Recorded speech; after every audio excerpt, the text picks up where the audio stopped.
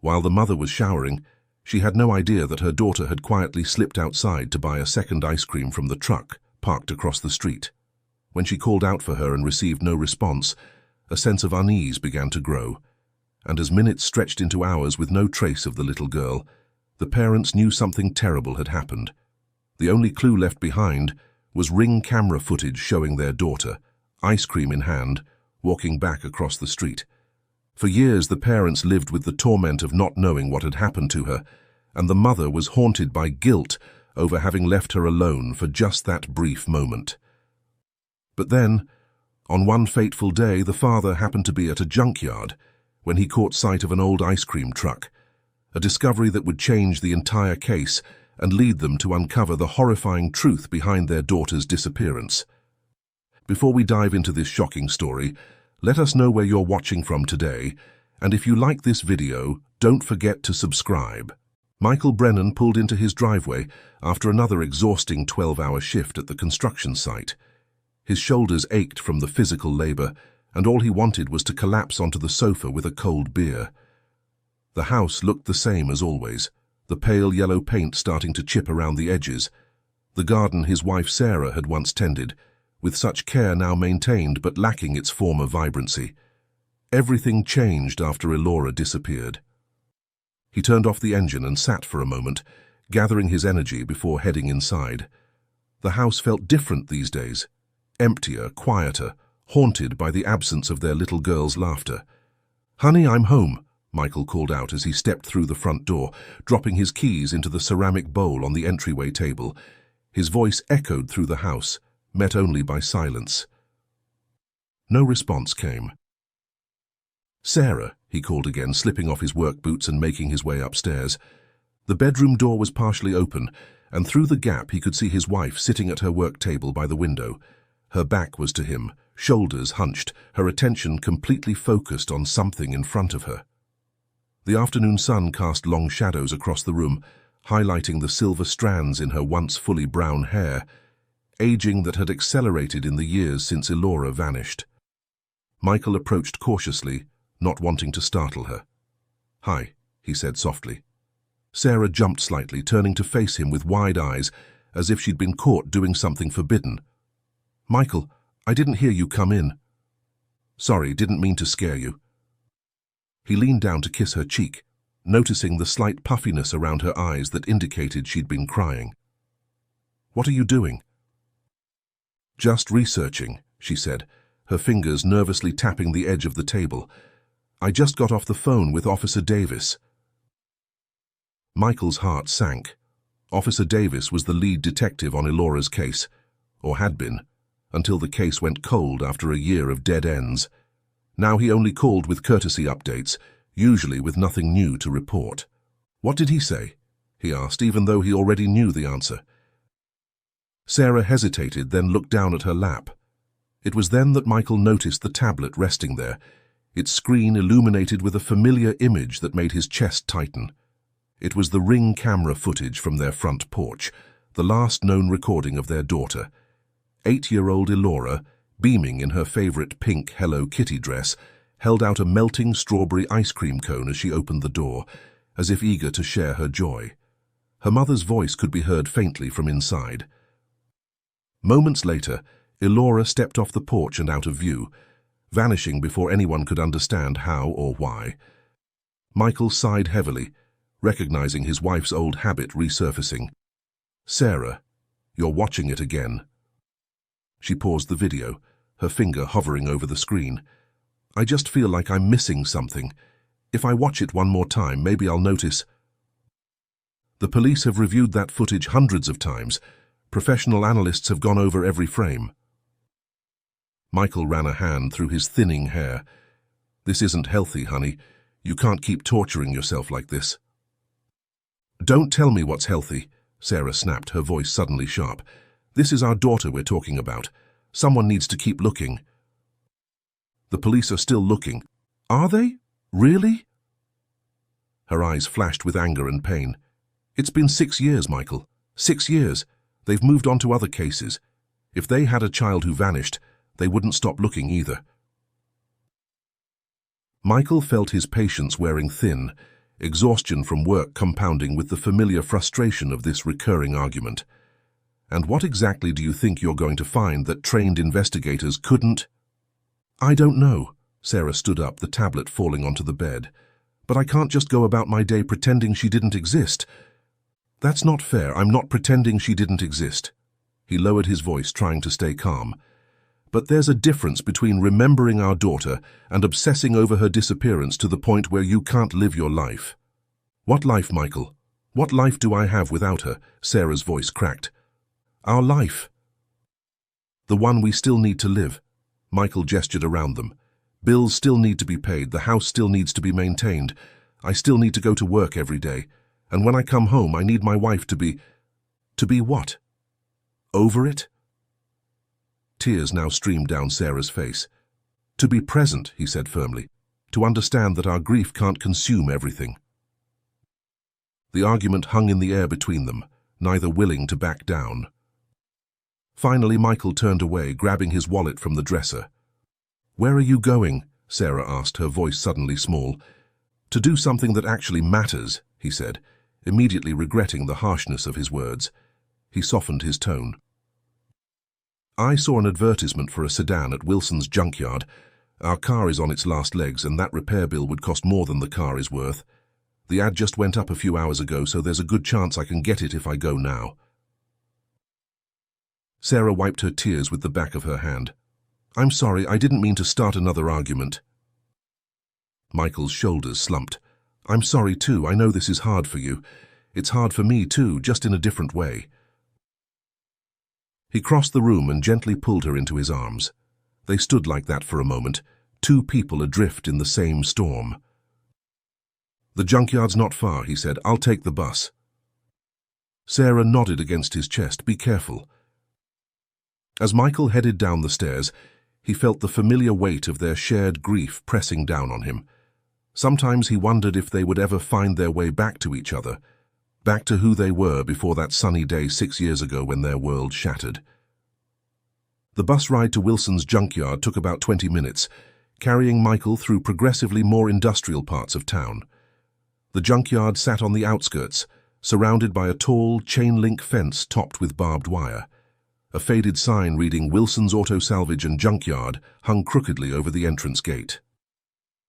As Michael stepped off the bus, the late afternoon sun cast long shadows across the gravel lot. Heat shimmered off the piles of rusted metal and discarded vehicles that filled the yard like a mechanical graveyard. The air smelled of oil, rubber, and hot metal. A bell jingled as Michael pushed open the door to the small office at the front of the property. Inside, a heavy-set man with graying hair and oil-stained overalls looked up from behind a cluttered desk. "Help you?" the man asked, setting aside what appeared to be an inventory ledger. "I'm here about the sedan you advertised online," Michael replied. "Posted a few hours ago?" The man's face brightened with recognition. "Ah, the '09 Toyota. You're the first to come see it. Name's Frank Wilson. I own the place." He extended a calloused hand. "Michael Brennan." They shook hands briefly. "Can I take a look at it?" "Sure thing, it's out back." Frank grabbed a ring of keys from a hook on the wall and led Michael through a side door into the yard. The sedan sat among a row of other vehicles in various states of disrepair. It was dusty and had clearly seen better days, but it looked mostly intact from a distance. As they got closer, however, Michael noticed significant dents along the driver's side and a crack running across the windshield. "Front end's in decent shape," Frank said, popping the hood. "Engine's salvageable. Previous owner got sideswiped and insurance declared it totaled, but there's plenty of life left in her." Michael leaned in to examine the engine. He wasn't a mechanic, but he knew enough to spot obvious problems. The engine looked relatively clean, but he noticed several components that would need replacement. He circled the car, noting the extensive body damage and worn tires. "What are you asking for it?" Michael asked, though he was already having serious doubts. Frank named a price that was lower than Michael expected, but still more than he thought the car was worth in its current condition. The repairs would easily double the investment. "Mind if I see the paperwork? Service history, title, that sort of thing?" Michael asked. "No problem. Let me grab that from the office. Might take a few minutes to dig it out. Frank gave a friendly nod and headed back toward the office building. Left alone, Michael decided to look around at the other vehicles in the yard. Maybe there was something else in better condition that hadn't been listed yet. He wandered through rows of cars, trucks and vans, some missing wheels, others missing entire front ends. The late afternoon sun cast an almost golden glow across the metal landscape, giving the junkyard an oddly beautiful, apocalyptic appearance. As Michael turned a corner into a more secluded section at the far end of the yard, he stopped abruptly, his body going rigid. It felt as if the air had been sucked from his lungs. There, partially hidden behind a rusted delivery van, sat an ice cream truck. But not just any ice cream truck. This one was painted in distinctive pink and blue swirls, with a large fiberglass ice cream cone mounted on its roof. Even faded by years of exposure to the elements, the colors and design were unmistakable. Michael's mind flashed back to the police station 6 years ago, watching security camera footage from a corner store near their home. The grainy black and white video had shown an ice cream truck parked across the street. Moments later, a small figure, Elora, had approached it. It was the last confirmed sighting of his daughter before she disappeared. That truck had been a crucial lead. The police had put out alerts for it across 3 states, but it had seemingly vanished. Until now. Michael's heart pounded in his chest as he moved closer, examining the truck from all angles. The distinctive paint job, the oversized ice cream cone topper, it matched the description from the police reports perfectly. Even the placement of the service window on the side aligned with what he remembered from the security footage. Found something interesting? Michael jumped at Frank's voice behind him. The junkyard owner stood holding a manila folder, eyebrows raised in question. "This truck," Michael said, his voice strained. "How long have you had it?" Frank glanced at the ice cream truck with an expression of mild disinterest. "That old thing?" "A while now." "I need to know exactly when you got it and who you got it from," Michael said, more forcefully than he intended. Frank's expression hardened. "Look, I can't just give out information about my customers or vehicles to strangers. Privacy policy." Michael stepped closer to the man, the paperwork for the sedan completely forgotten. "My daughter disappeared 6 years ago. The last place she was seen was near an ice cream truck that looks exactly like this one. The police have been looking for it for years." Frank's eyes widened slightly, but he remained silent. "If you don't tell me what I need to know," Michael continued, his voice low and steady, "I'm calling the police right now and they'll get the information anyway." A tense moment passed between them. Finally, Frank sighed, shoulders slumping slightly. "I got it a couple years back, 2, maybe 3 years ago," he said, running a hand through his thinning hair. "Guy paid me to take it off his hands, wanted it dismantled, said he was getting out of the business." "And did you dismantle it?" Frank shook his head. "Never got around to it. Thought the materials might be worth something. Stainless steel interior, decent engine. But never found a buyer interested in ice cream truck parts." He shrugged. "It's just been sitting here since—" "Do you remember anything about the man who brought it in? His name? What he looked like?"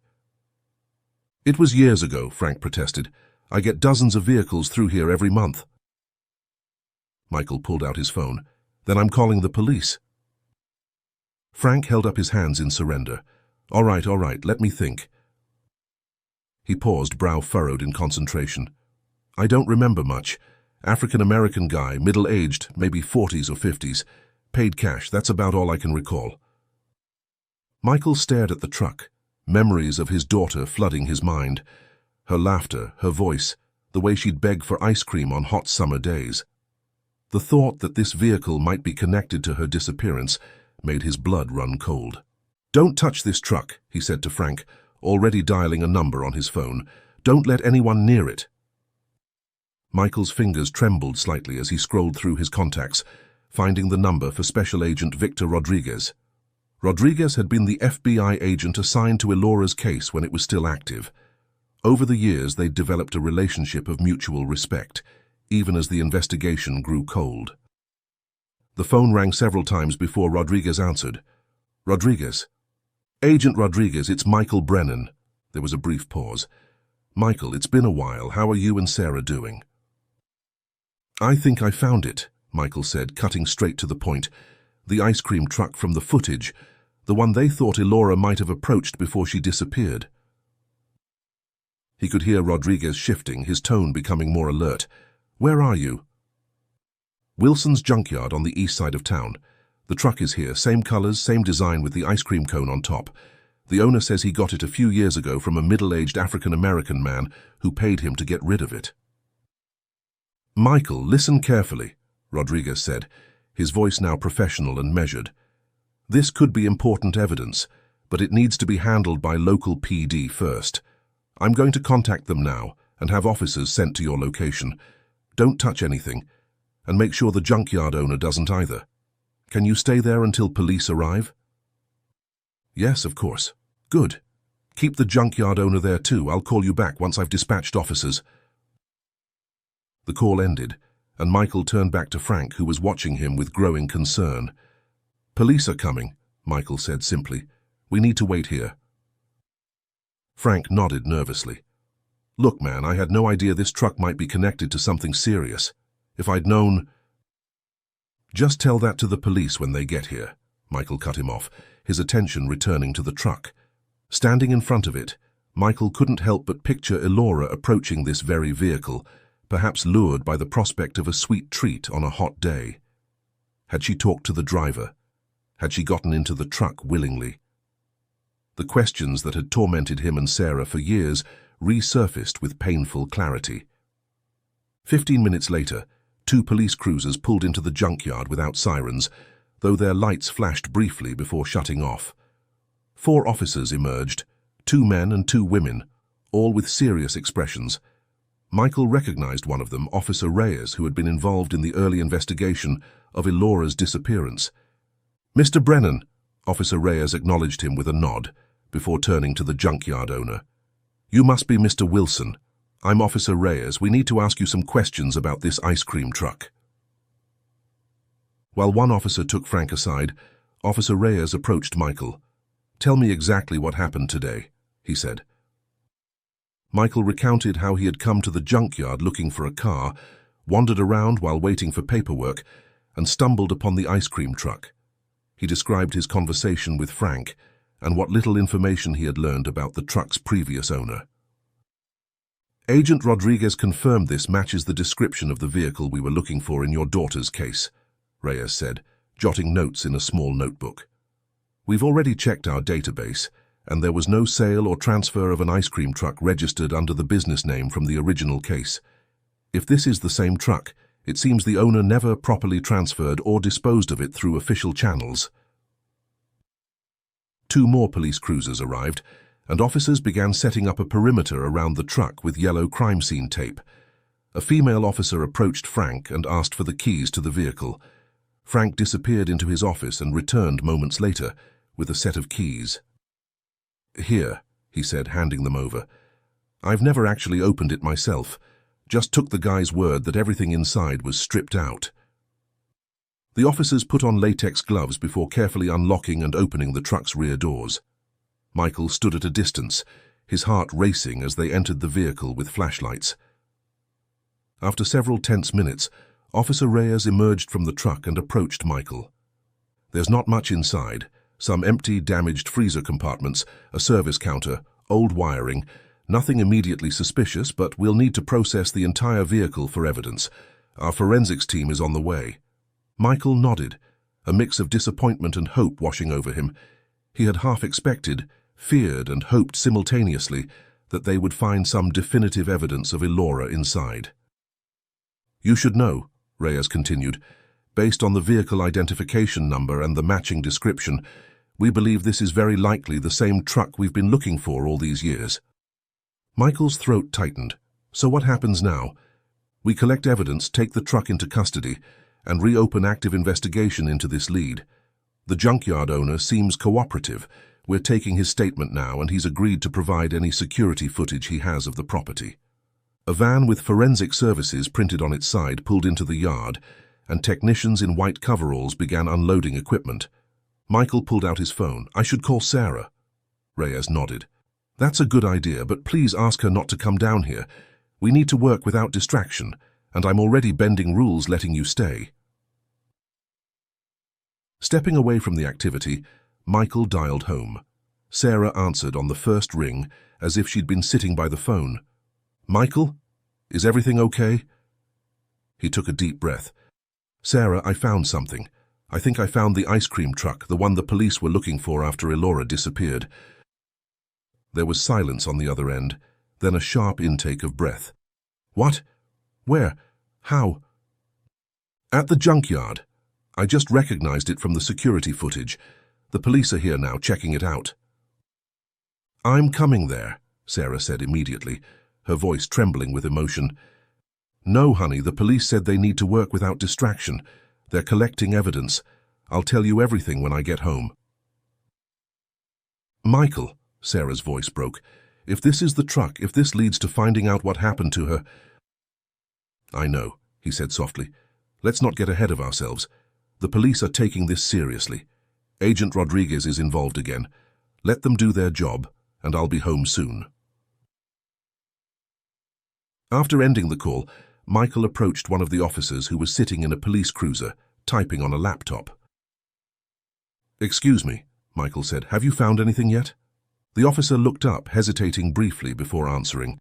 "We've just confirmed through comparison with the original footage that this is almost certainly the same vehicle we were looking for. The paint pattern and modifications match perfectly."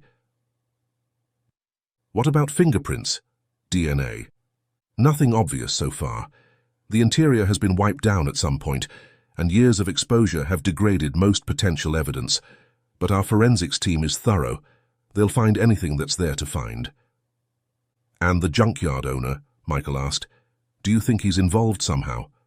The officer shook his head. "Honestly, not likely.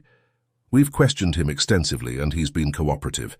He showed us all the security footage he had, though unfortunately his system only keeps recordings for 90 days, so anything from years ago is long gone." "He told me the man who brought the truck in was African American, middle-aged," Michael said. "That's consistent with what he told us. According to his statement, the truck was delivered through the back entry of the junkyard, which is visible on his security cameras, but too far away to make out faces clearly. We'll need to enhance the footage, but it's not promising." Michael ran a hand through his hair, frustration mixing with the adrenaline still coursing through his system. 6 years of dead ends and false hopes had taught him to temper his expectations, but finding the truck felt significant. It had to mean something. "Mr. Brennan," the officer said, his tone softening, "I know this is difficult, but this is potentially a major breakthrough. We're going to do everything we can with this new evidence." Michael nodded, watching as the forensics team meticulously examined every inch of the ice cream truck, the vehicle that might finally provide answers about what happened to his little girl. As Michael stood watching the forensics team work, movement at the entrance of the junkyard caught his eye. A yellow taxi had pulled up, and a familiar figure was getting out. Sarah. His heart sank. Despite his explicit request for her to stay home, she had come anyway. Sarah paid the driver and hurried toward the police tape, her eyes scanning the yard until she spotted Michael. Her face was pale, her eyes wide with a mix of hope and dread as she took in the scene of police officers and crime scene technicians surrounding the ice cream truck. Michael quickly moved to intercept her before she could approach the active crime scene. "Sarah, what are you doing here? I told you not to come," he said, his tone more worried than angry. She gripped his arm tightly, her gaze fixed on the truck in the distance. "I couldn't just sit at home waiting, Michael. Not for this. Is that really... Is it the same truck?" Michael nodded grimly. "They think so. The police have confirmed it matches the one from the security footage." Sarah's hand flew to her mouth, stifling a small sob. "After all this time? It was just sitting in a junkyard. How is that possible?" "I don't know," Michael admitted, putting an arm around her shoulders. "The owner claims he got it a few years ago and never bothered to scrap it." Officer Reyes approached them, his expression professionally neutral, but with a hint of sympathy in his eyes. Mrs. Brennan, I understand your need to be here, but this is an active investigation scene. I had to come, Sarah said, her voice stronger now. That truck might hold answers about my daughter. Oh. Reyes nodded. I understand, but right now we need to focus on collecting evidence without contamination. The forensics team needs space to work. Have you found anything? Sarah asked desperately. Anything at all? We're being thorough, Reyes replied diplomatically. The truck was empty of personal effects, but we're checking for trace evidence, fibers, DNA, fingerprints. These things take time to process. Sarah's shoulders slumped slightly, the familiar weight of disappointment settling over her again. Michael recognized it well. They had both experienced too many moments of raised hopes, followed by crushing letdowns. Officer, Michael asked, what happens next? With the investigation, I mean. We'll impound the truck for a more detailed forensic examination. We're also looking into the junkyard's records for any information about the person who brought it in. Agent Rodriguez is reactivating resources for your daughter's case based on this new development. Reyes glanced back at the busy crime scene. For now, there's nothing more you need to do here. We have your contact information and we'll update you as soon as we know more. Michael nodded, gently pulling Sarah closer to him. Thank you. We appreciate everything you're doing. Reyes's expression softened momentarily. Mr. and Mrs. Brennan, I was on the original case team. I remember Elora.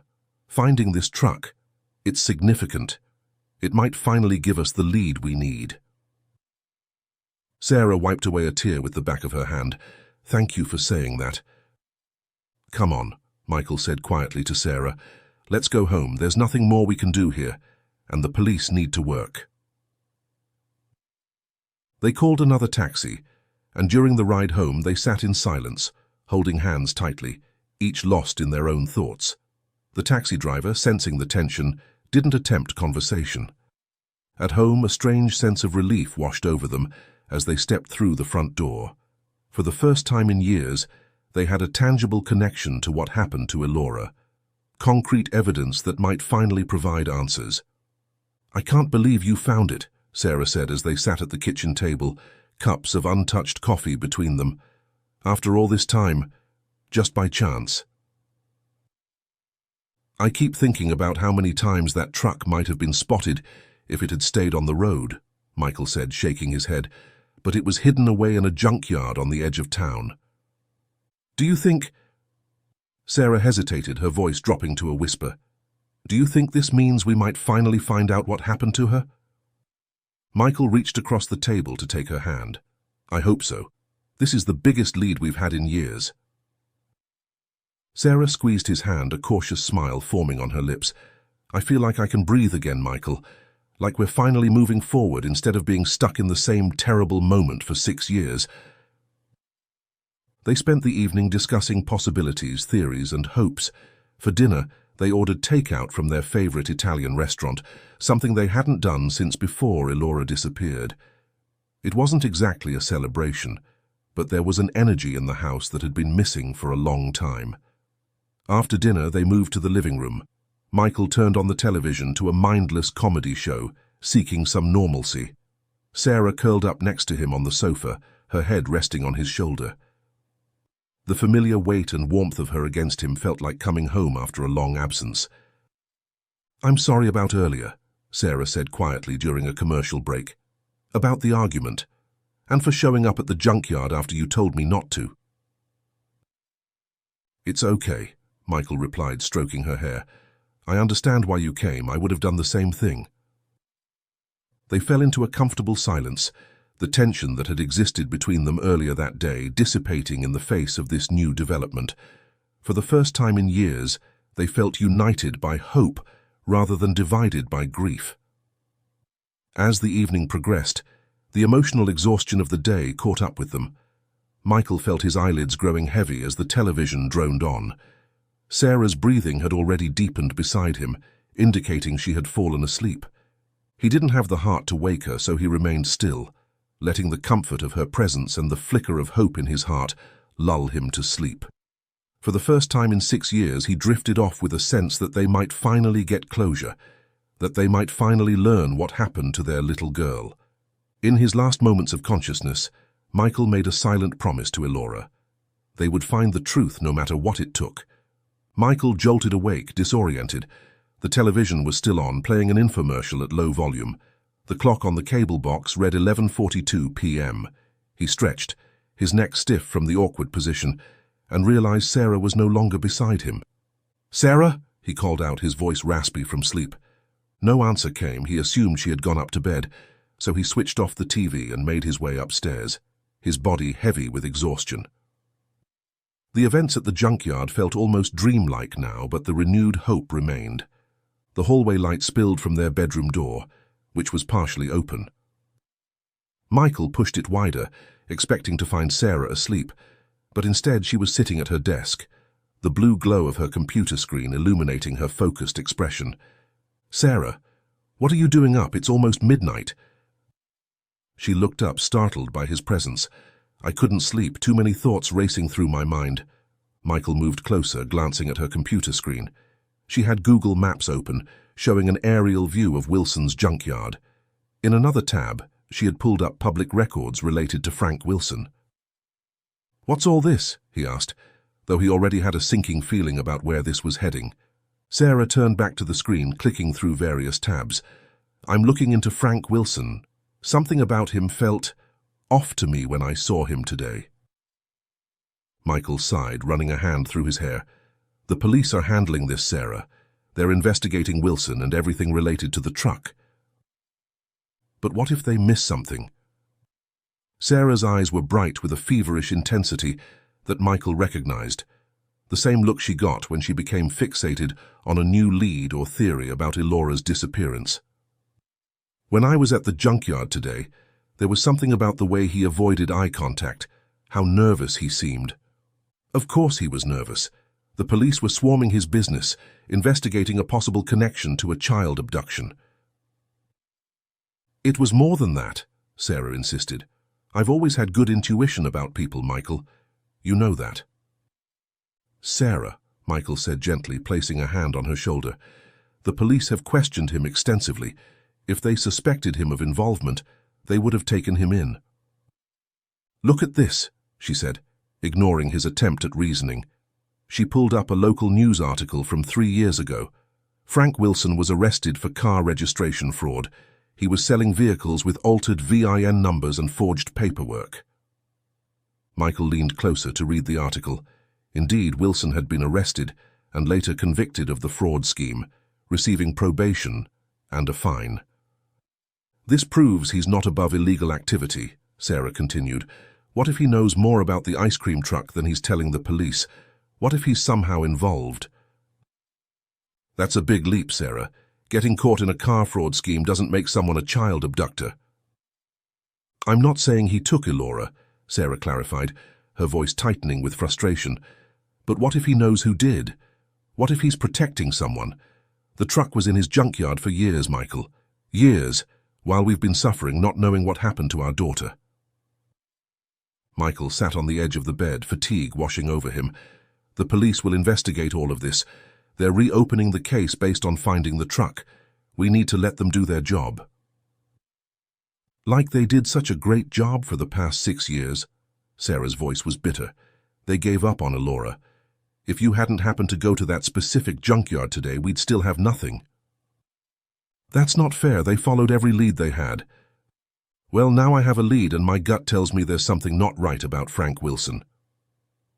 Sarah turned back to her computer, clicking through more search results.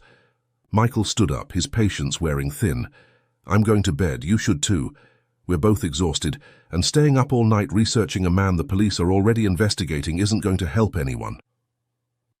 Sarah didn't respond, her attention fixed on the screen. "Sarah, go to bed, Michael. I'll be there soon." But her tone told him otherwise. She was in one of her research spirals, and he knew from experience that she wouldn't stop until exhaustion forced her to.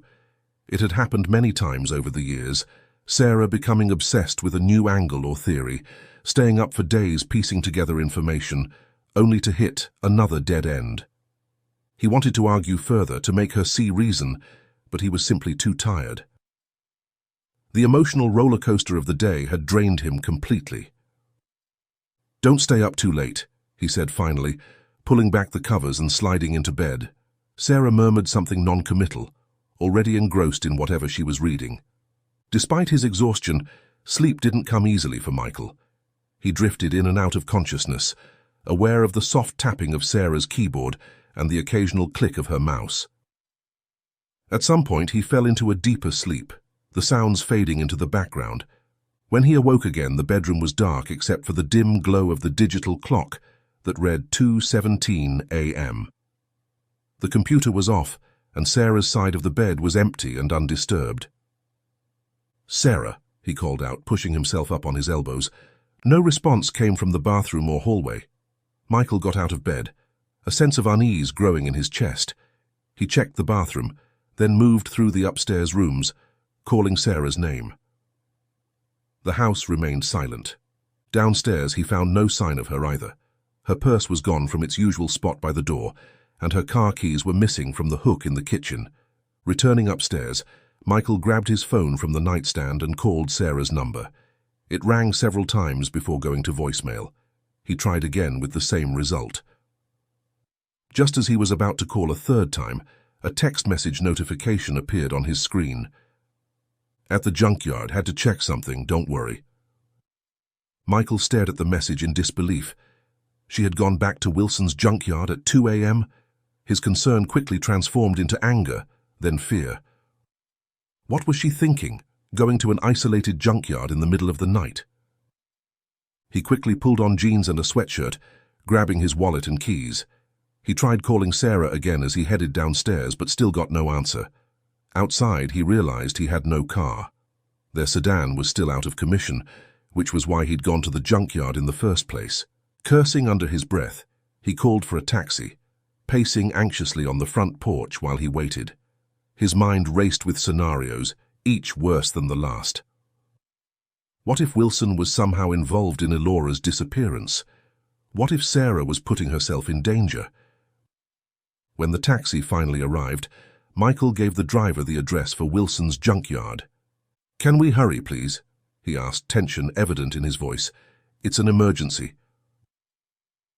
The driver nodded, sensing Michael's urgency, and pulled away from the curb with a bit more speed than usual. As the taxi drove through the quiet, dark streets, Michael kept trying Sarah's phone, each unanswered call increasing his anxiety. What had she discovered that was so important it couldn't wait until morning? What was she hoping to find at the junkyard in the middle of the night? Whatever it was, he could only hope he would reach her before she got herself into trouble that he couldn't get her out of. The taxi approached Wilson's junkyard, its headlights cutting through the darkness of the early morning hours. Michael leaned forward, scanning the area for any sign of Sarah's car. "Stop here, please," Michael instructed the driver when they were about 100 meters from the main entrance. He didn't want to risk alerting anyone to his presence by pulling up directly to the gate. After paying the driver, Michael stood on the deserted road, shivering slightly in the cool night air. The junkyard loomed ahead, a dark silhouette against the starlit sky. The main entrance was closed, a heavy chain securing the gate.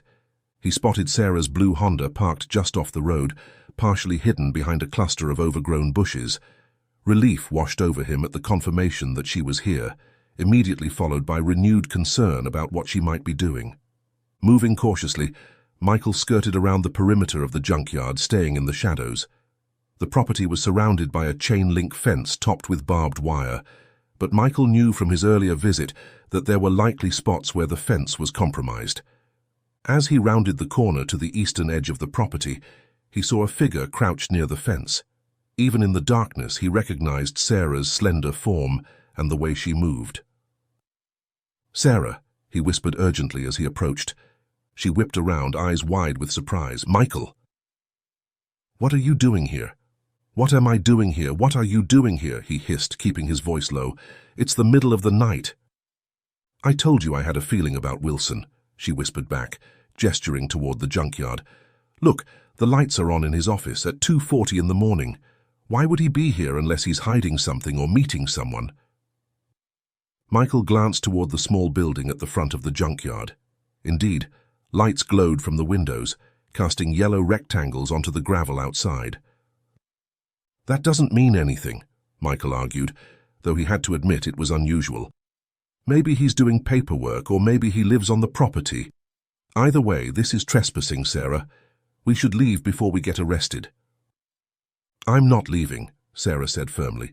Not when we're so close to finding answers. Close to what? The police are handling this. They've impounded the truck. They're investigating Wilson. Shh!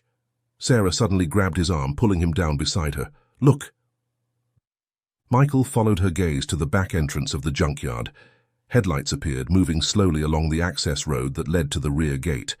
A dark sedan pulled up, its engine cutting off, but lights remaining on for a moment before plunging the area back into darkness. A tall figure emerged from the car, moving with purpose toward the rear gate. In the brief illumination from the headlights, they could make out a man, though details were hard to discern at this distance. The gate creaked open, apparently unlocked, and the man slipped inside, heading toward the lit office building where Wilson presumably waited. "You see," Sarah whispered, her voice trembling with a mix of fear and vindication. "Something's happening." Michael had to admit this midnight meeting seemed suspicious. We still shouldn't be here. If these people are involved in something illegal, we could be in danger. "We need to get closer," Sarah said, ignoring his concern.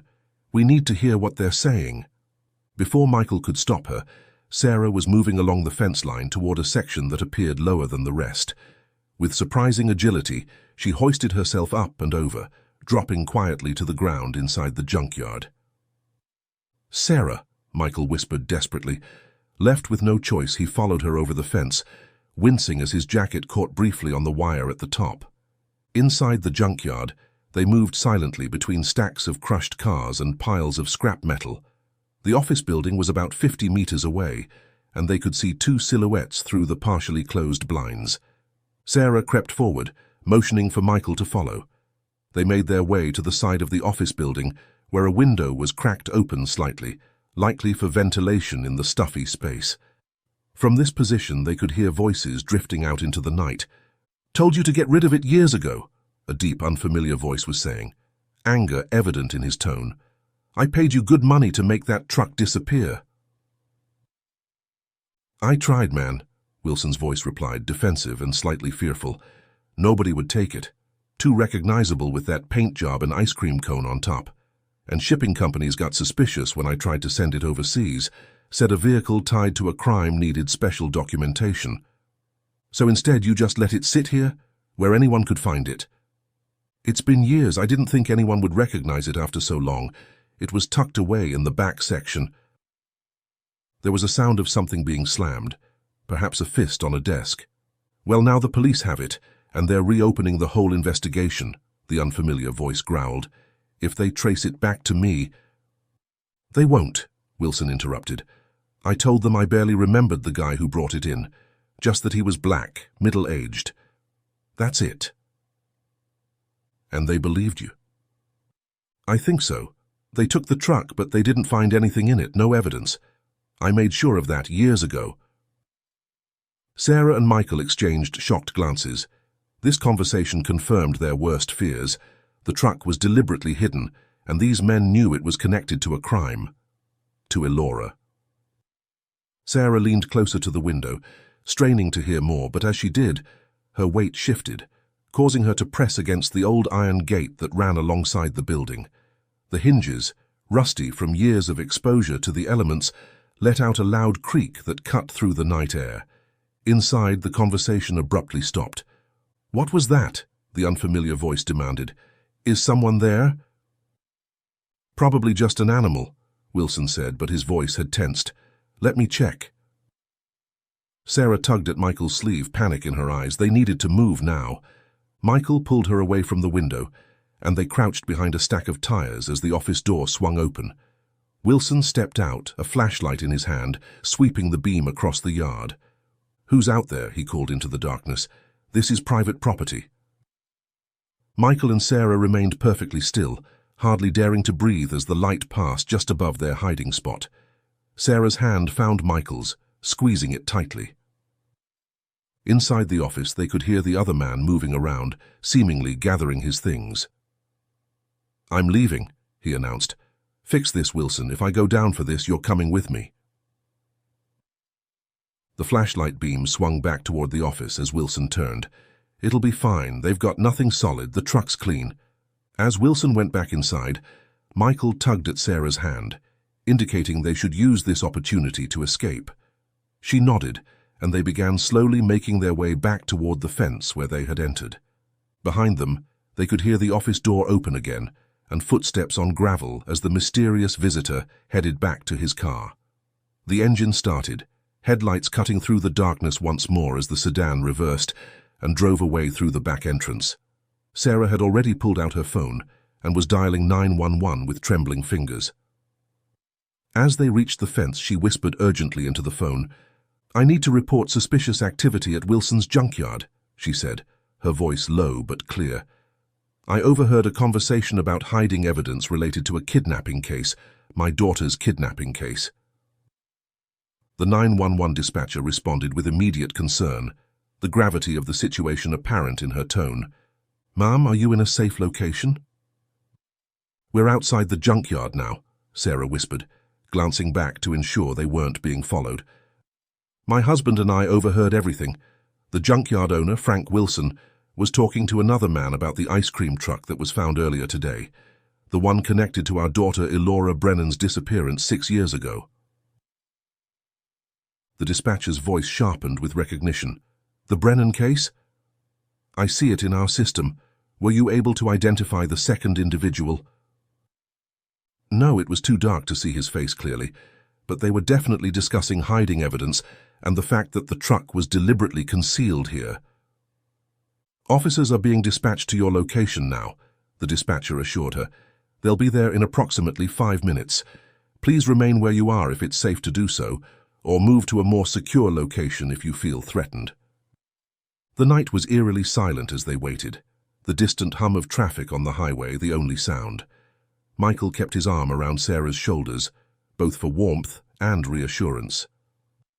"I can't believe we actually heard them talking about it," Sarah said, her voice a mix of horror and vindication. "All these years, that truck was just sitting there while they knew what happened to Elora." "We don't know exactly what they know," Michael cautioned, though his heart was racing with the same suspicions. "But they definitely knew the truck was evidence in a crime." Within minutes, the flash of blue and red lights appeared in the distance. 2 police cruisers approached without sirens, moving swiftly but quietly toward the junkyard. 4 officers emerged, their expressions serious as they assessed the situation. "Mr. and Mrs. Brennan," one officer stepped forward, a tall woman with short brown hair. "I'm Officer Taylor. We understand you witnessed a suspicious conversation regarding evidence in your daughter's case." Sarah quickly recounted what they had overheard, while Michael added details about the mysterious visitor and his car. "It was a dark sedan, probably black or navy.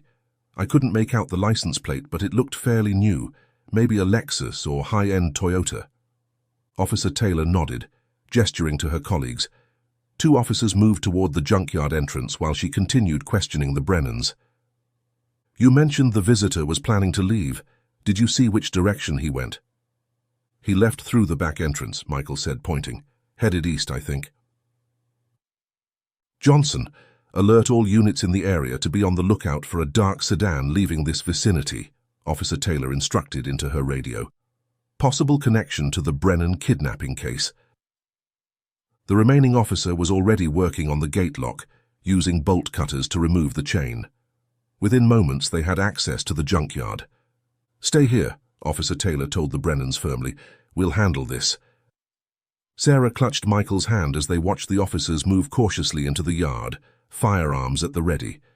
The office light was still on, suggesting Wilson remained inside. Minutes passed in tense silence. Then they heard raised voices, followed by the crackle of radio communication. More police cruisers arrived, their lights illuminating the entire area. Officer Taylor emerged from the junkyard, approaching the Brennans with a measured expression. "We've detained Mr. Wilson," she informed them. "Based on your report and his initial responses to questioning, we have reason to believe he was complicit in concealing evidence related to your daughter's case." Sarah gasped softly, leaning against Michael for support. "What about the other man?" Michael asked. "We've put out an APB for the vehicle you described. All units in the area are on alert." Officer Taylor paused, then continued with careful professionalism. "During questioning, Mr. Wilson revealed that the visitor was named Marcus DeWitt. We've run his information through our database and discovered he has prior charges related to child exploitation." Sarah's hand flew to her mouth, stifling a cry of distress. Michael felt his knees weaken but forced himself to remain standing, to be strong for both of them. "We're dispatching units to DeWitt's last known address immediately," Officer Taylor continued. "Given the nature of his previous charges and the connection to the ice cream truck, he's now our primary suspect in your daughter's abduction." The reality of what was happening crashed over Michael like a wave. After 6 years of dead ends and fading hope, they suddenly had a name, a suspect, a real lead. "There's something else you should know," Officer Taylor added, her expression softening slightly. "We've also sent officers to search DeWitt's property thoroughly. If there's any evidence of what happened to Elora or any possibility that she might be—" She paused, choosing her words carefully. "That she might still be there, we'll find out." The implication hung in the air between them. For the first time in years, there was a real possibility that Elora might still be alive. "I think you should come to the station to give a formal statement," Officer Taylor continued. "We'll need a detailed account of exactly what you heard tonight." Michael nodded, his throat too tight to speak. Sarah was trembling beside him, tears streaming down her face. Can we follow you there?" Michael finally managed to ask. "Of course, we'll escort you." As they moved toward their car, the junkyard now fully illuminated by police lights and activity, Sarah suddenly stopped and turned to Michael. "What if she's alive, Michael?" Her voice was barely audible, filled with a fragile hope that seemed almost too painful to acknowledge. "What if we find her tonight?" Michael pulled her into a tight embrace, his own eyes filling with tears. "Let's not get ahead of ourselves," he whispered, though his heart was racing with the same desperate hope. "One step at a time." They drove to the police station in silence, following the police cruiser with its lights flashing. The familiar route through town seemed different somehow, as if the entire world had shifted on its axis. Behind them, more police vehicles headed in the direction of what they now knew was Marcus DeWitt's address. At the station, they were escorted to an interview room, where they provided detailed statements about everything they had witnessed. As they finished, the door opened, and a familiar face entered, Agent Rodriguez from the FBI, looking as though he had been roused from sleep but fully alert. "Mr. and Mrs. Brennan," he greeted them with a solemn nod. "I came as soon as I heard. We've had a major development in the case." Agent Rodriguez pulled up a chair across from Michael and Sarah, his expression professionally neutral. But there was something in his eyes, a glimmer of intensity that made Michael's heart race. "What's happening?" Sarah asked, leaning forward. "Did they find Marcus DeWitt?" "We did," Rodriguez confirmed. "Officers apprehended him attempting to leave his residence with packed bags. He's in custody now, being questioned." Michael exhaled slowly, a mixture of relief and apprehension washing over him. "And his house? Are they searching it?" Rodriguez exchanged a glance with Officer Taylor, who had remained in the room. Something unspoken passed between them. "Yes," Rodriguez said carefully. "A full forensic team is there now, along with additional officers." Sarah gripped Michael's hand so tightly it hurt. "And," she pressed, her voice barely above a whisper, "have they found anything?" Before Rodriguez could answer, there was a knock at the door. Another officer leaned in, gesturing for Rodriguez to step outside. The agent excused himself, leaving Michael and Sarah in agonizing suspense. "Something's happening," Sarah murmured, her eyes fixed on the door. "They found something, I can feel it." Michael couldn't speak. His throat had constricted, and his heart was hammering against his ribs. The past 6 years, all the pain, the loss, the gradual fading of hope, seemed to culminate in this moment. Minutes crawled by like hours. Sarah paced the small room while Michael remained seated, too numb to move. Finally, the door opened again and Rodriguez returned. His expression had changed. There was a gravity to it that hadn't been there before. "Mr. and Mrs. Brennan," he began, taking his seat once more. "I need to tell you something, and I need you to prepare yourselves." Sarah sank back into her chair, her face pale. Michael reached for her hand automatically. During the search of Marcus DeWitt's residence, officers discovered a basement area that was locked from the outside. Rodriguez paused, choosing his words carefully. "Inside that basement, they found your daughter, Elora." The room seemed to tilt. Sarah made a sound, half gasp, half sob, her free hand flying to her mouth. "She's alive?" Michael managed to ask, his voice cracking. Rodriguez nodded. "Yes, she's alive." The simple confirmation shattered something inside both of them. Sarah collapsed against Michael, sobbing uncontrollably. He held her tightly, his own tears flowing freely now, unable to process the magnitude of what he was hearing. "Where is she?" Sarah finally asked through her tears. "Is she okay? Can we see her?" "She's being transported here now," Rodriguez explained. "Paramedics are with her, and we have victim services coordinators accompanying her as well. She'll need medical attention, and there will be extensive psychological evaluations, but physically she appears to be in stable condition." "Oh, thank God," Sarah whispered, closing her eyes briefly. "Thank God she's alive." Rodriguez's expression remained somber. "There's something else you need to know, and I wish there was an easier way to tell you this." He took a deep breath. "Based on her physical condition and preliminary statements she made to the officers who found her, it appears that she has been subjected to ongoing abuse during her captivity, and she appears to be pregnant." The words hit Michael like a physical blow. Beside him, Sarah made a pained sound, her body tensing. "How?" Michael began, but couldn't finish the question. "We don't have all the details yet," Rodriguez said gently. "DeWitt isn't talking, and we're being very careful with how we question Elora. But from what we can piece together, she's been held captive in that basement for most of the past 6 years." "And the pregnancy?" Sarah asked, her voice hollow. "We believe DeWitt is responsible," Rodriguez confirmed grimly. "The medical team will determine how far along she is and assess her overall health, but from visual estimation she appears to be in her 2nd trimester. Michael felt physically ill. The joy of knowing Elora was alive collided violently with the horror of what she had endured, what she was still enduring. His daughter, who had been 8 years old when she disappeared, was now a teenager carrying her captor's child. "We'll get you both victim services support as well," Rodriguez continued. "This is an incredibly difficult situation, and you'll need guidance on how to proceed, how to help Elora recover from this trauma." "Will he go to prison?" Sarah asked suddenly, a hardness in her voice Michael had never heard before. "Will he pay for what he did to our daughter?" "With the evidence we have, the truck, Wilson's testimony, and most importantly finding Elora in his home, along with his prior record, DeWitt will almost certainly face multiple life sentences," Rodriguez assured them. "The DA is already preparing to charge him with kidnapping, false imprisonment, child endangerment, and numerous other felonies. He will never walk free again." Michael nodded, trying to focus on this one small mercy. The monster who had stolen their daughter's childhood would pay for his crimes. "When can we see her?" he asked, his voice steadier now. "Very soon," Rodriguez promised. "She should arrive within the next 20 minutes. We've set up a quiet room where you can reunite with her.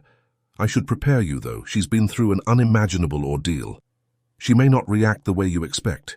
She may be frightened, confused, even distant. The psychological impact of long-term captivity is profound." "We understand," Sarah said, wiping away tears. "We just want to see her, to let her know she's safe now, that we've never stopped looking for her." Rodriguez nodded, his professional demeanor softening slightly. For what it's worth, when the officers told her they were taking her to see her parents, she recognized that concept. She asked if they meant her mum and dad. That's a positive sign that she remembers you and her life before the abduction. This small detail broke something open in Michael's chest, a mixture of gratitude and grief that his daughter had held onto the memory of them through her nightmare. The next 20 minutes passed in a blur of administrative details, preparations and introductions to victim services coordinators who would be supporting them in the coming days and weeks. Throughout it all, Michael and Sarah held onto each other, anchored in the impossible reality that their daughter was coming back to them. Finally, a gentle knock came at the door. Officer Taylor entered, her expression somber but kind. "Mr. and Mrs. Brennan, Elora has arrived. She's in room 4 with the medical team and our child psychologist. If you're ready, you can see her now." They stood together, legs unsteady.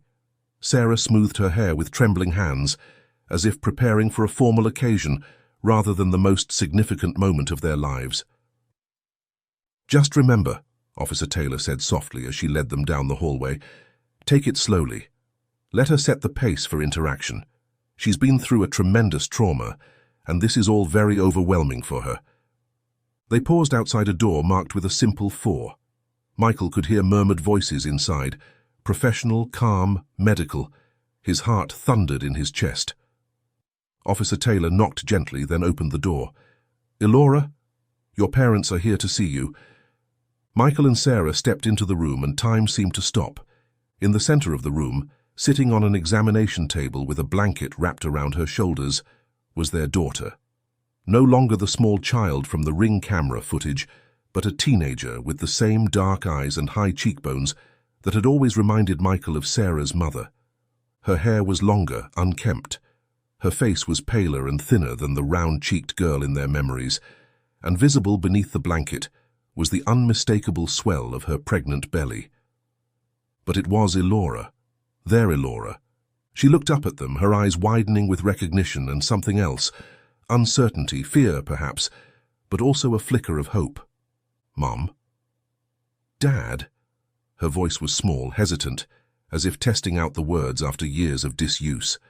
Sarah made a sound somewhere between a sob and a laugh, taking a tentative step forward. "Yes, sweetheart, it's us." Michael couldn't move, couldn't speak. He was frozen in place, overwhelmed by the sight of the daughter he had feared he would never see again. Elora's lower lip trembled, and suddenly she was crying, her shoulders shaking beneath the blanket. "You found me," she whispered. "You really found me." That broke the spell. Michael and Sarah rushed forward, mindful not to move too quickly or frighten her, but unable to resist the magnetic pull toward their child. They embraced her gently, all 3 of them dissolving into tears, holding each other as if afraid they might be torn apart again at any moment. "We never stopped looking for you," Sarah promised, stroking Elora's hair. "Never. Not for one day." "You're safe now," Michael added, his voice thick with emotion. "You're safe and we're going to take care of you. Everything's going to be okay." In that moment, despite all the challenges that lay ahead, despite the trauma and pain they would all need to process, Michael allowed himself to believe those words. Their daughter was alive. She was home. They were a family again. Nothing else mattered. After the emotional reunion, medical staff gently suggested that Elora needed to complete her examination and receive proper care.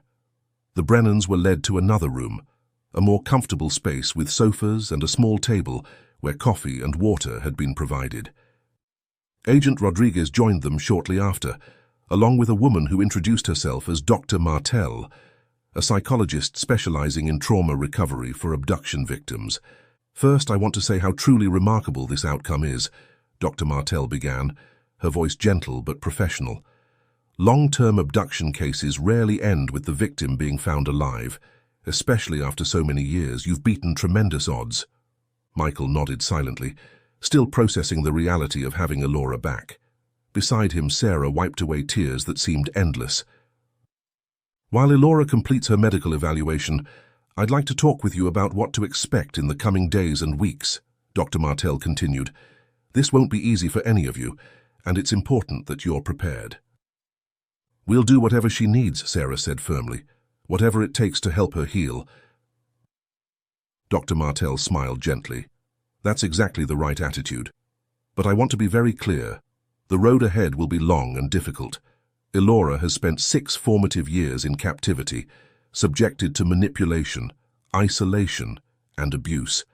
Her understanding of the world, of relationships, even of herself, has been profoundly affected. Will she ever be the same? Michael asked hesitantly. Dr. Martell's expression was compassionate but honest. No, she won't be the same child you lost 6 years ago. That's a reality you'll need to accept. But with proper support, therapy, and your unconditional love, she can heal and build a fulfilling life. Agent Rodriguez leaned forward, his expression serious. As Dr. Martell works with you on the psychological aspects, I need to discuss some practical matters regarding the case and what happens next. Of course, Michael said, trying to focus. As you noticed, Elora is pregnant, Rodriguez began carefully. Based on our preliminary assessment, she appears to be approximately 5 months along. This presents additional challenges, both legally and personally. Sarah took a deep, shuddering breath. What are our options? That's something you'll need to discuss with Elora and her medical team, Dr. Martell interjected gently. At 5 months, the pregnancy is well advanced, but there are still choices to be made. What's most important is that Elora is given appropriate counseling and support to make decisions about her body and the pregnancy. Rodriguez nodded in agreement. From a legal perspective, DNA testing will be necessary to confirm paternity, which will be additional evidence against DeWitt. But I want to assure you that consideration for Elora's well-being will be paramount in how this evidence is collected and used. What about the case? Michael asked. You mentioned Marcus DeWitt hasn't confessed. No, he's exercising his right to remain silent, Rodriguez confirmed, but the physical evidence against him is overwhelming. We found the basement where Elora was kept was soundproofed, with multiple locks on the outside. There are restraints, surveillance equipment, all the hallmarks of a long-term captivity situation. Sarah closed her eyes briefly, as if trying to block out the mental images his words evoked. The junkyard owner, Frank Wilson, is being more cooperative, Rodriguez continued. He's admitted that DeWitt paid him a substantial sum to dispose of the ice cream truck discreetly, without official documentation. He claims he didn't know exactly what crime it was connected to, but he suspected it was something serious, which is why he accepted the payment. And the police never suspected Wilson's involvement? Sarah asked, a note of accusation in her voice. Rodriguez's expression showed a flicker of discomfort. I won't make excuses. There were failures in the initial investigation. The junkyard was outside our immediate search radius, and without specific intelligence linking Wilson to the case, it wasn't prioritized for investigation. Additionally, the truck was stored in an area not visible from satellite imagery, which is why it wasn't spotted in our periodic reviews of local properties. If it weren't for Michael happening to go to that junkyard, and for my suspicions about Wilson, we might never have found her, Sarah said, anger seeping into her voice. You're right, Rodriguez acknowledged, surprising them with his candor, and I can only offer my profound apologies for that. The FBI and local police will be conducting a thorough review of how this case was handled to ensure similar oversights don't occur in the future. Michael placed a calming hand on Sarah's arm. What matters now is that we found her, and she's safe. We need to focus on helping her recover, not on assigning blame. Sarah nodded reluctantly, though Michael could tell she wasn't ready to forgive the missed opportunities that had cost Elora additional years in captivity. What happens next with the legal process? Michael asked, turning back to Rodriguez. DeWitt will be formally charged tomorrow morning. Given the severity of the crimes and the evidence we have, he'll almost certainly be denied bail. The prosecution will begin building their case for trial, though there's a strong possibility he'll accept a plea deal to avoid a public trial and the maximum possible sentence. I don't want a plea deal, Sarah said sharply. I want him to face everything he's done in court. I want the maximum sentence possible. I understand your feelings, Rodriguez said carefully, but I should point out that a trial would require Elora to testify, to recount her experiences in detail, possibly multiple times. A plea deal would spare her that trauma. The implication hung heavy in the air. Michael hadn't even considered that Elora might need to testify, to relive her nightmare in a courtroom full of strangers. "We'll cross that bridge when we come to it," Michael said finally. "Right now, our priority is Elora's immediate well-being." Dr. Martell nodded approvingly. "That's exactly right. The legal process will unfold at its own pace, but Elora's recovery can't wait.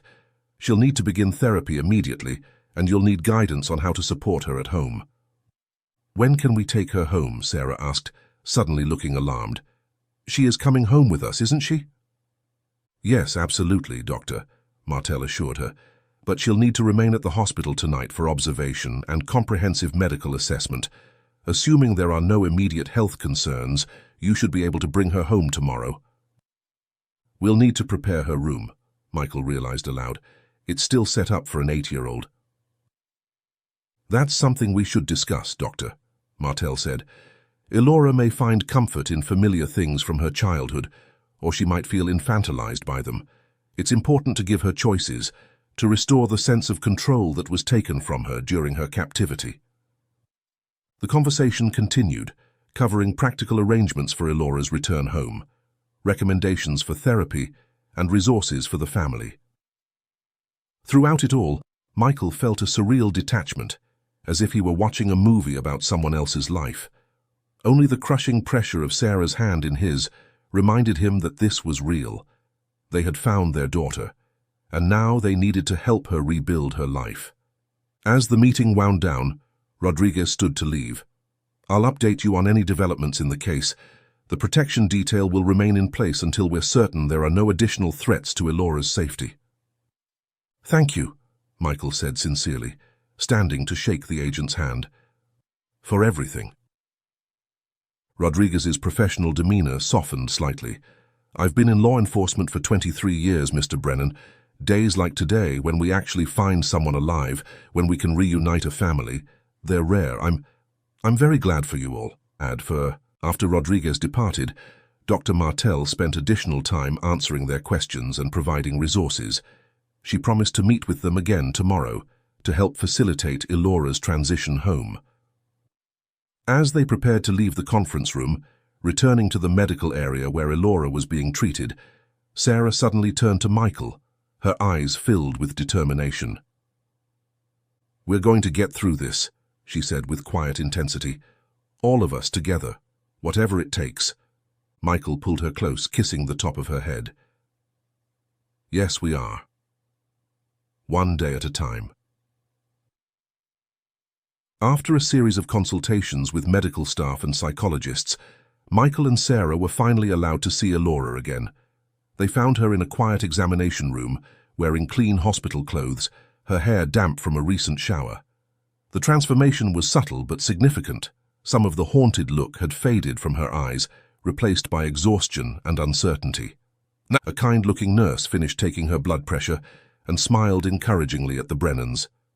"The doctor will be in shortly to discuss Elora's care plan. I'll give you some privacy for now." As the nurse stepped out, Michael and Sarah approached their daughter carefully, mindful of Dr. Martell's advice not to overwhelm her with physical affection unless she initiated it. "How are you feeling, sweetheart?" Sarah asked gently, taking a seat beside Elora's bed. Elora shrugged slightly, her fingers fidgeting with the edge of the blanket covering her lap. "Tired. Confused. The doctor asked me a lot of questions." "That's to help them take good care of you," Michael explained, choosing his words carefully. "They just want to make sure you're healthy." A silence fell between them, not exactly uncomfortable but heavy with unspoken questions and emotions. Michael noticed how Elora's gaze kept darting to the door, as if checking for threats or planning escape routes. "Elora," Sarah said hesitantly, "if you feel up to it, could you tell us what happened that day when you disappeared? You don't have to if it's too difficult." Elora's eyes grew distant, as if looking back through time. "I remember some parts," she said after a moment, her voice soft. "Not everything." Michael and Sarah exchanged glances. both afraid to push too hard but desperate to understand. "I wanted ice cream," Elora continued unprompted. "It was hot that day.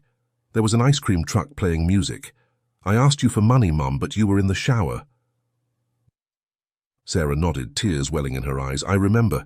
I told you to wait until I was done." "But I didn't wait," Elora said, a flicker of something like guilt crossing her face. "I had some money in my pocket, quarters from my allowance, but it wasn't enough for 2 ice creams. I wanted to get one for you, too." Sarah covered her mouth, stifling a sound of distress. "When I told the ice cream man I didn't have enough money and that my mom was busy..." Elora's voice became smaller. "He said he would give me a free one. He told me to come inside the truck to choose from special flavors." Michael forced himself to remain calm, though rage and grief churned inside him at the thought of this predator luring his innocent daughter. "Then he changed," Elora continued, her gaze now fixed on her hands. "He got different, angry. He closed the door and started driving. I tried to scream, but he said if I made noise, he would hurt me." "Oh, baby," Sarah whispered, unable to contain her tears. "He took me to his house, the basement." Elora's voice became mechanical, as if she were reciting facts about someone else. "He said you sent me away because I was bad, because I didn't listen. He said you didn't want me anymore." "That's not true," Michael interjected, unable to stop himself. "We never stopped looking for you, Elora. Never. We've spent every day for 6 years trying to find you." Elora looked up at him, a hint of her old self visible in her eyes. "I knew he was lying. At first I believed him a little bit, but then I realized he was just saying it to make me stop asking to go home." Relief washed over Michael that his daughter had known somehow that they would never abandon her. "He wasn't nice to me," Elora continued, the understatement chilling in its simplicity. "He did bad things. He said I belonged to him now." Sarah reached out tentatively, and when Elora didn't pull away, placed her hand gently over her daughter's. "You don't have to tell us everything right now. There'll be time to talk about it when you're ready." Elora nodded, seemingly relieved. "The police said he's in jail now." "That he can't get out?" "That's right," Michael confirmed firmly. "He's going to prison for what he did to you, for a very, very long time. He'll never hurt you or anyone else again." "What about..." Elora's hand moved unconsciously to her swollen belly. "What about the baby?" The question hung in the air, loaded with implications none of them were prepared to fully address yet. "That's something we'll figure out together," Sarah said carefully. "Whatever you want to do, whatever you need, we'll support you. You're not alone anymore, Elora."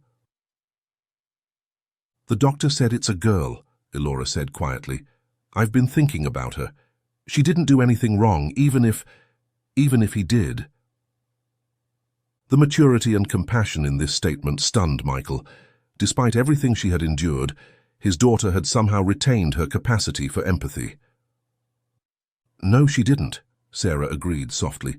"None of this is her fault, just like none of it is your fault." Elora's eyes filled with tears. "I was scared you wouldn't want me back, because of what happened, because I'm different now." "Listen to me," Michael said, moving closer and gently taking her hand. "You are our daughter. Nothing could ever change that.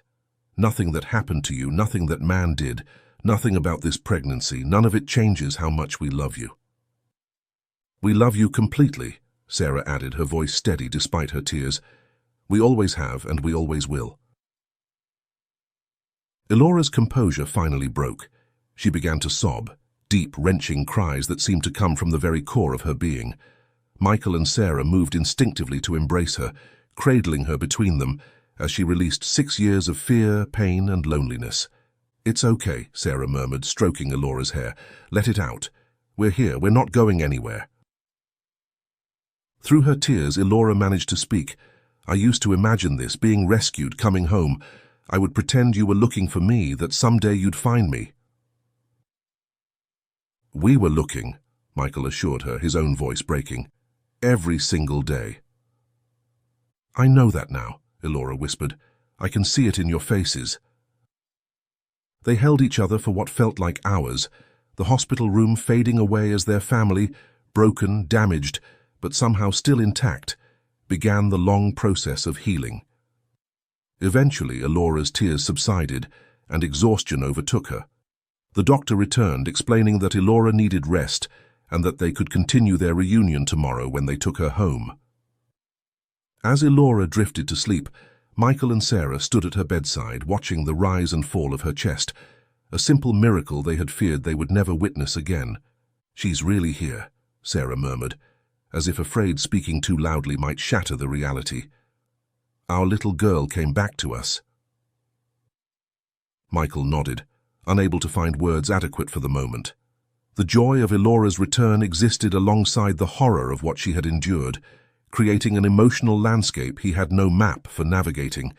But as he watched his daughter sleep, no longer the child from their memories, but a young woman who had survived the unimaginable, he made a silent vow. They would help her rebuild her life. They would love her through the nightmares, the therapy sessions, the legal battles, the decisions about the baby growing inside her. They would relearn how to be a family in this new reality they found themselves in. "We should let her rest," the doctor said softly, appearing at the doorway. "You can come back first thing in the morning. We'll have her discharge papers ready." Sarah nodded, leaning down to place a gentle kiss on Elora's forehead. "Sleep well, sweetheart. We'll be back soon."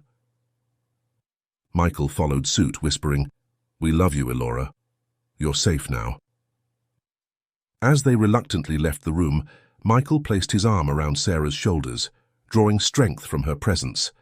The future held countless challenges and uncertainties, but one thing was clear. Their daughter had returned to them against impossible odds. Whatever came next, they would face it together.